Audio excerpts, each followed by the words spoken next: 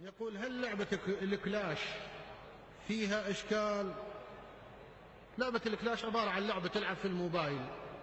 هذه سماحة السيد لا يرخص بها لعبا وبيعا. تارة واحد يلعب بها لعب، تارة يلعب ويبيعها. هذه اللعبة سماحة السيد لا يرخص في الاثنين، لعبا وبيعا كذا.